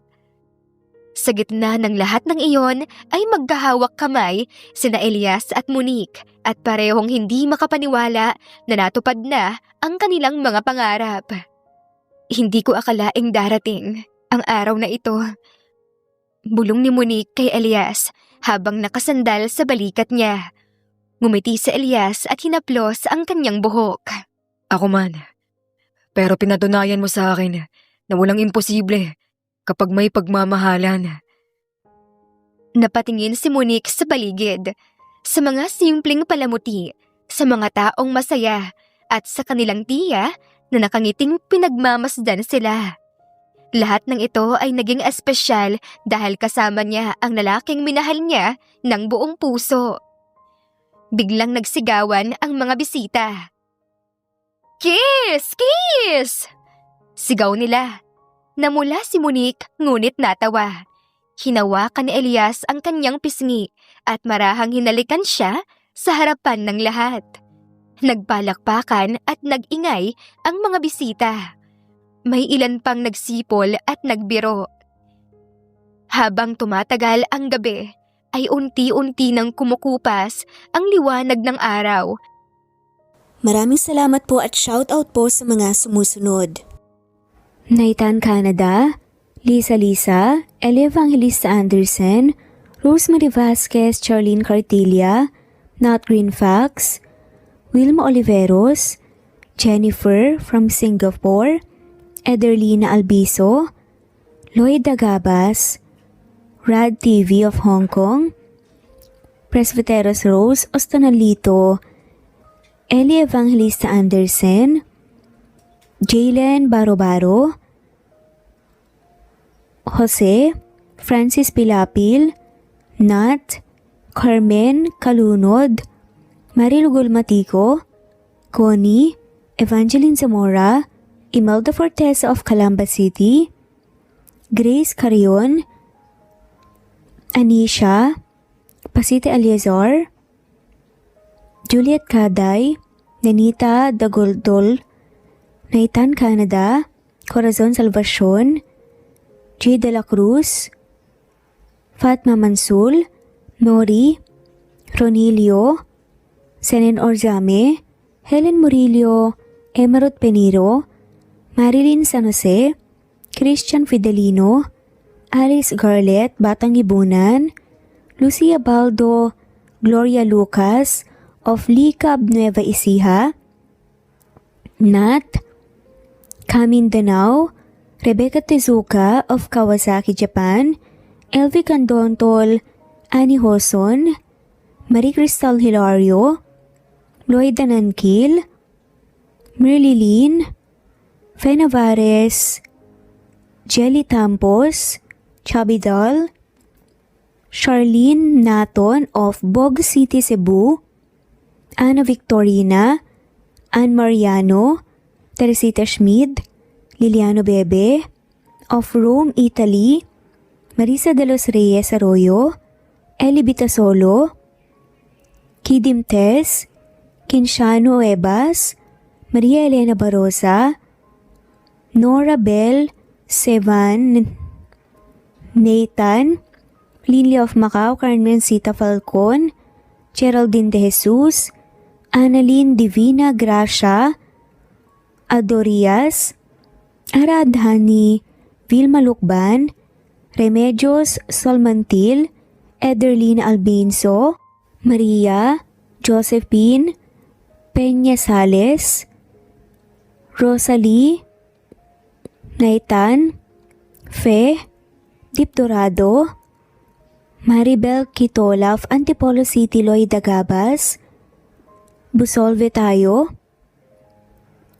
Marilu Abad, Epifania de Ocares, Zenaida Hamo, Marie Cristal, Tess Batatas, Jay, Lynn, Juliet, Lilia, Tersita, Rosemary, Evangeline, Ronil, Rebecca, Rosalie Datu, Eliza Fronda of Marlene Basico, Flordette, Nancy Hupia, Batang Ibunan, Eli Bitasolo of Milan, Italy, Dionila Pereira of Naik, Cavite, Jessica Vargas, Shuktong, Flor, Teodora Santos, Mercedita San Jose of Antipolo, Marilyn San Jose, Emily Borac, Jers Jenna Lipio, Virginia Malasan, Mary Jean Coldora, Stephanie Arroyo, Imelda, Emelita Mendoza, Nori, Marilu Gulmatico, Juliet Panlilio, Annie Hosen of Japan, Tess Batatas, LV, Lori, Jessa Acevedo, Lisa, Ellie Ramirez, Edita Palalon, Goldfinger, Elizabeth Cabanilla, Maria Teresa Mislang, Happy Cat, Wilma Dergantes, Glory Rojas, Donilia, Loida Nankil, Anna Flor Saiko, Marilyn Sasaki of Japan, Naija Adel Panganiban, Baby Floresca Pasita Eliazar of Ontario, Canada, Marilyn